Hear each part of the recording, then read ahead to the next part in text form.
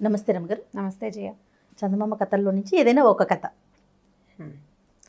చందమామ కథ అంటే ఒక ఊళ్ళో ఒక బ్రాహ్మణ ఆయన, అంటే ఒక ఆయన చదువుకున్నాడు బాగా, బ్రాహ్మడు అని ఖచ్చితంగా చెప్పడానికి వీళ్ళేది, విద్వాంసుడు అని, చాలా తెలివైనవాడు.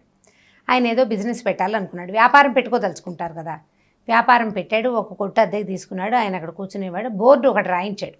ఏం రాయించారంటే బోర్డు, ఇక్కడ వివేకం అమ్మబడును. వివేకం అమ్మే బిజినెస్ మొదలు పెట్టుకున్నాడు అనమాట. తెలివితేటలు అమ్ముతారు. తెలివితేటలు ఎలా అమ్ముతారు చూడాలి. అయితే ఆ ఊళ్ళో ఒక సంపన్న వ్యాపారి ఒక ఆయన ఉన్నాడు. ఆయనకి ఒక కొడుకు ఉండేవాడు. వాడు కొంచెం 17-18 ఏళ్ళ వాడు. వాడికి సరదా వాడికి. వాడు ఏం చేశాడంటే ఈ బోర్డు చూసి ఏమిటో ఈ వివేకం కనుక్కోవాలని వెళ్ళాడు షాప్లోకి. వెళ్తే అడిగాడు, ఎంత, ఏమిటి, ఎలా అమ్ముతారు, మీరు ఏం చేస్తారు అని. వీడు ఏమన్నాడంటే, ఆ విద్వాంసుడు చెప్పాడు, రూపాయికి ఒకటి అమ్ముతాను వివేకం.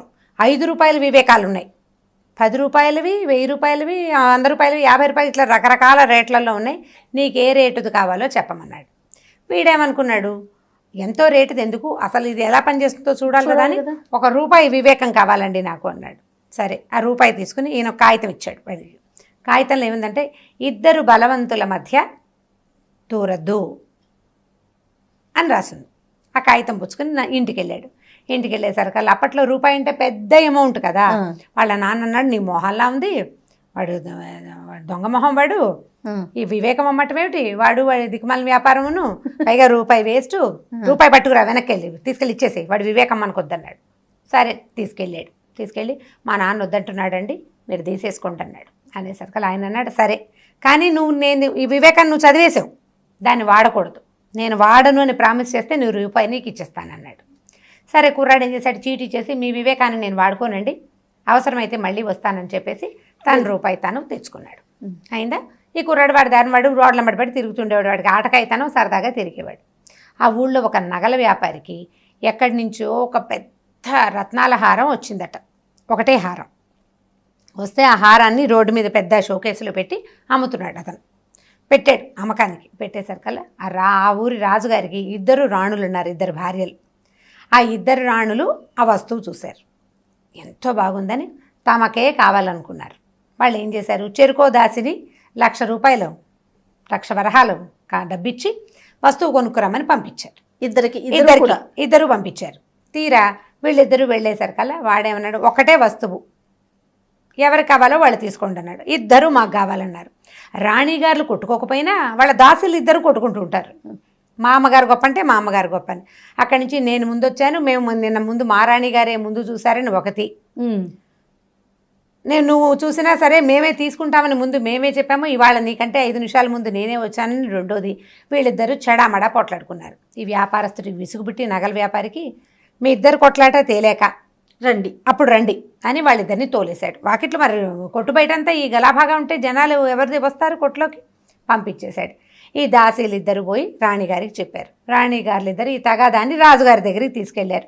నేను ముందు చూశానంటే నేను ముందు చూశాను, నేను ముందు వెళ్ళానంటే నేను ముందు వెళ్ళా. ఈ తగాదా తెగలేదు. ఈయన అన్నాడు, సరే ముందు ఎవరు వెళ్ళారో చెప్పడానికి ఒక సాక్ష్యం ఉందా? నగల వ్యాపారి నాకు తెలీదు, నేను చూడలేదన్నాడు. ఈ అమ్మాయిలు 2 దాసీ అమ్మాయిలు ఉన్నారుగా, వీళ్ళిద్దరు ఏమన్నారంటే, ఫలానా శెట్టిగారి అబ్బాయి కుర్రాడు ఉన్నాడు కదండి, వాడు అక్కడే నుంచున్నాడండి, ఈ చోద్యం చూశాడు వాడని చెప్పారు. వాడు నిజంగానే అక్కడ నుంచున్నాడు. వాడిని పట్టుకొచ్చారు. ఇప్పుడు వాడికి ఏం చేయాలో తెలియలే. సో గుర్తొస్తుంది వివేకం. 2 బలవంతుల మధ్య దూరకూడదు. ఇప్పుడు ఏ రాణిగారి పేరు చెప్పినా రెండో రాణిగారు చావట్టి చెవులు మూస్తుంది. వీడికి ఏం చేయాలో తెలియలేదు. పరిగెత్తుకుంటూ వాళ్ళ నాన్నని పట్టుకుని, ఆ వివేకవంతుడైన ఆయన ఉన్నాడు కదా పండితుడి దగ్గరికి, వివేకాలు అమ్మే వ్యాపారస్తుడు, అక్కడికి పరిగెత్తారు. ఏదైనా ఒక వివేకం ఇవ్వండి మాకు అని. అయితే ఈయన ఏమన్నాడంటే, 100 రూపాయల వివేకం ఒకటి ఉంది, ప్రస్తుతానికి తప్పించుకోవచ్చు. అయితే 2,000 రూపాయల వివేకం ఉంది, 1,00,000 రూపాయలు ఖర్చు పెట్టాలి ఆ వివేకం వాడాలంటే, మీ ఇష్టం చెప్పండి అంటే, వీళ్ళేమనుకున్నారు, ప్రస్తుతానికి ఈ గొడవలో నుంచి బయటకు వచ్చేసే తెలివి కావాలి మనకి అని చెప్పేసి 100 రూపాయలు వివేకంతో ఆలోచించారు. 100 రూపాయలు ఇచ్చి ఓ కాగితం కొనుక్కున్నారు. ఓ వివేకపు కాగితాన్ని తీసుకున్నారు. అందులో ఏముంది, పిచ్చివాడి సాక్ష్యం చెల్లదు అని ఉంది. అక్కడి నుంచి వీడేం చేశాడు, ఓహో బాగా చెప్పారనుకుని రాజుగారి దగ్గరికి సాక్ష్యానికి తీసుకెళ్ళినప్పుడు వీడు మతిలేని పిల్లవాడిలాగా నటించేశాడు కుర్రాడు. శభాష్. నటించాడు. మరి వివేకం చెప్పింది కదా, వివేకంతో నటించాడు. నటించగానే రాజుగారు నాడు మీ బొందలా ఉంది, వీడిని తెచ్చారు, వీడికి తెలివి లేదు, మతిలేని పిల్లాడు, వాడి సాక్ష్యం చెల్లదు, సాక్ష్యం లేదు, గీక్షం లేదు, ఆ హారం మనకొద్దు, మీ ఇద్దరు నోరు మూసుకోండి అని దాసిల్ని తిట్టి రాణిగారులని యథాశక్తి మందలించి ఆ పూటకి న్యాయస్థానాన్ని మూసేశారు. అయితే ఈ కుర్రాడు ఇంటికి వెళ్ళిపోతూ నార్మల్గా వెళ్ళిపోయాడు. వెళ్ళేసరికి ఈ దాసీలు ఇద్దరు, వీడు దొంగ వెధవా, వీడు అబద్ధం చెప్పాడు, వీడు నిజానికి పిచ్చివాడు కాదు, వీడు మన తగాదా తీర్చకుండా దొంగ నటన రాజుగారి ముందు నటించాడని పగబెట్టేసుకున్నారు వీడి మీద. వాళ్ళకి అర్థమైపోయింది. ఎందుకంటే వాడు మామూలుగా రోడ్ల మీద తిరిగేవాడిని, రాణిగారులు అంటే చూడరు కానీ దాసీలు కనపడుతూనే ఉంటారు కదా. ఏదో పని మీద బజార్ వెళ్తే ఈ కుర్రాడు ఆటకైతే 18 ఏళ్ళు వాడు విజిలేయటం వేషాలు వేస్తూ ఉంటాడు, వాడు నార్మల్ కిడ్ అని వీళ్ళకి తెలుసు. అక్కడి నుంచి వాళ్ళు ఏం చేశారు, వాడు కనపడ్డప్పుడల్లా నీ అంతు చూస్తాం, మా రాణిగారు నీ సంగతి చూస్తుందిలే అని వాడిని బెదిరించేవాళ్ళు. వీడికి ఏం చేయాలో తెలియలే. ఏ రాణులు ఇద్దరికీ కోపంగా ఉంది తన మీద, రాణులకున్నా లేకపోయినా దాసీగణానికి హెచ్చుగా ఉందన్నమాట. వీడు బాగా ఆలోచించి ఏదైనా ఉపాయం కావాలని మళ్ళీ వెళ్ళాడు. వెళ్తే ఈయన ఏమన్నాడంటే, నేను ముందే చెప్పా కదా 2000 రూపాయల వివేకం ఉంది, కొనుక్కోండి, కానీ 1,00,000 ఖర్చు అవుతుంది దానికి, మీరు ఆ వివేకాన్ని ఇంప్లిమెంట్ చేయాలంటే 1 lakh అవుతుంది అన్నాడు. వీళ్ళు వద్దనుకుని మానేసుకున్నారు. వద్దనుకుని మానేస్తే ఒకరోజు రాణివాస నుంచి ఒక ఆయుధం వచ్చింది, నీ అంతు చూస్తాం, మాతో పెట్టుకోవద్దు, ఇలాంటి వాక్యాలు రావడం మొదలెట్టినాయి. 2 రోజులు 3 రోజులు వీడికి భయం పట్టుకుందనమాట. 2-3 రోజుల నుంచి కాగితాలు వస్తున్నాయి. ఈ దాసీలే వీడిని బెదిరించి వాడితో నిజం చెప్పించడానికి చేశారు. రాణిగారి హస్తం కొద్దిగా ఉంది, ఎక్కువ లేదు. వీడికి ఆగలేకపోయాడు. నాన్న ఏదైనా సరే ఇందులోంచి తప్పించుకోవాలి, మొట్టమొదట గనక ఆ వివేకాన్ని నేను వాడుకుంటుంటే వాళ్ళిద్దరూ పోట్లాడుకుంటున్నప్పుడు నేను అక్కడ నుంచోకుండా ఉండేవాడిని. మొదటి వివేకం వాడుకుంటే ఇద్దరు బలవంతుల మధ్య దూరద్దు అన్నప్పుడు వాళ్ళిద్దరు పోటాడుకుంటూ నాకెందుకు వచ్చిందని నేను వచ్చేసేవాడు. కానీ మనం ఏం చేసాము, రూపాయి వెనక్కి తీసుకుంటూ ఈ ఇంప్లిమెంట్ చెయ్యము, ఈ వివేకాన్ని వాడుకోనని చెప్పాను. కాబట్టి నా బుద్ధి ప్రకారం నేను అక్కడ నుంచున్నాను, దానివల్ల ఈ బాధ అంతా వచ్చింది. కాబట్టి ఈ వివేకవంత పండితుడి యొక్క వివేకాన్ని మనం కొనుక్కుని వాడాల్సిందే, నాకు భయం వేస్తుందని వాడు ఏడ్చి గగ్గోలు పెట్టాడు వాళ్ళ నాన్న దగ్గర. సరే నాన్న కొడుకు పోయారు అక్కడికి, మళ్ళీ వెళ్ళారు. మరి ఏం చేస్తారు, వీళ్ళ నుంచి తప్పించుకునే మార్గం లేదు. మరి వెళ్ళేసరికల్లా ఆయన వాళ్ళు ఏం చేశాడంటే 2000 రూపాయలు తీసుకుని డబ్బాలో పెట్టుకున్నాడు, ఒక కాగితం ఇచ్చాడు. ఆ కాగితం మీద ఏముందంటే, ఆ హారం నువ్వే కొని రాజుగారికి బహుకరించు. మరి 1,00,000 రూపాయల హారం.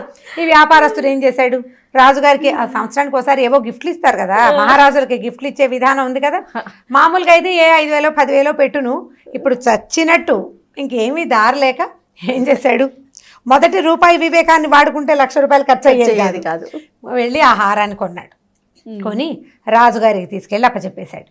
హారం ఇల్లు చేరింది కదా, రాణిగారులు ఇద్దరు సంతోషించి చంకలు ఉతుకున్నారు. మనకే వచ్చేసింది. మనకే రాజుగారికి పరమోత్కృష్టమైన తెలివితేటలున్నాయి, ఆయనకి వివేకం ఎవ్వరూ అమ్మక్కర్లా, ఆయనకి బాగా తెలివి ఉంది. ఏం చేశాడంటే ఆ హారాన్ని, ఎంతో బాగుంది, కొత్త పెళ్లి కూతురు మన కోడలు, ఆమెకి గిఫ్ట్ ఇస్తాను అని చెప్పి ఈ రాణిగారులలో ఒక ఆవిడ కొడుకున్నాడు, 2వ ఆవిడకి కూతురు ఉంది. కూతురికి లాభం లేదు, కోడలకే కావాలి, కొత్తగా వచ్చిన పెళ్లి కూతురు. ఆ హారాన్ని తీసుకెళ్ళి కోడలు మెళ్ళలో వేశారు. రాణిగారులు ఇద్దరు మాట్లాడకుండా ఊరుకున్నారు. వాళ్ళ గొడవ సమసిపోయింది. వీడు రూపాయి వివేకంతో ఉండిన ఇది బాగుండేదని మళ్ళీ వెళ్ళి ఈసారి ఇంకో వివేకాన్ని 100 రూపాయలు పెట్టి కొనుక్కుంటే అందులో ఏముందంటే, ఒళ్ళు దగ్గర పెట్టుకుని ఉండాలి అని ఉంది. తగాదాల్లోకి వెళ్ళకూడదు, వాళ్ళు ఎవరో మాట్లాడుతుంటే వినకూడదు, నీ పని నువ్వు చేసుకోవాలన్నమాట. ఈ కొత్త వివేకాన్ని కొనుక్కుని వాడు బుద్ధి తెచ్చుకుని తెలివిగా ఉన్నాడు అప్పటి నుంచి. చాలా బాగుంది కథ. కంచికి మనం ఇంటికి. కానీ ఇలాంటి వివేకాలు అమ్మేవారు ఇప్పుడు కూడా ఉంటే బాగుంటుంది. మనకి ఏది కావాలంటే అది వెళ్ళి కొనుక్కొచ్చుకొని ఫాలో అవుతామేమో. ఐడియాస్ అమ్మేవాళ్ళు ఇప్పుడు కూడా ఉన్నారు జయ, మీరు సరిగ్గా సెర్చ్ చేయటం లేదు. మీకు గుడ్ ఐడియా కావాలి, మీరు నన్ను అడగండి, రూపాయి 2 రూపాయలు అంటే కాకుండా 100 1000 ఇస్తానంటే నేను కూడా చెప్పేస్తారా? ఓకే, ఆడియన్స్ అంతా మన మామ్స్ అందరూ రెడీ అయిపోతారండి తెలివితేటల కోసం. చూడండి, మామ్స్ అంతా కూడా మీకు ఏ ఐడియా కావాలన్నా మనకి రమ్మగారు చెప్తారంట, దానికి తగిన ఛార్జీ ఉంటుందండి. మరి ఉండదు, ఆయన 100 1000 తీసుకున్నాడు కదా. కానీ చాలా బాగుంది రమ్మగారు. మనం నీతిని అర్థం చేసుకోవాలి. ఈ అమ్మటం అనేది ఇది పక్కన పెడితే మంచి నీతి ఉంది కథలో. అదే, సో పిల్లలకి చెప్పడానికి బాగుంటుంది, మనం తెలుసుకోవడానికి కూడా చాలా ఇంట్రెస్టింగ్ ఉంది. రైట్, ఇంకొక వీడియోలో మళ్ళీ కలుద్దామండి. తప్పకుండా చేయాలి. ఈ వీడియో కనుక మీకు నచ్చినట్లయితే లైక్ చేయండి, షేర్ చేయండి. మరిన్ని వీడియోస్ కోసం మా ఛానల్ని సబ్స్క్రైబ్ చేసుకోండి.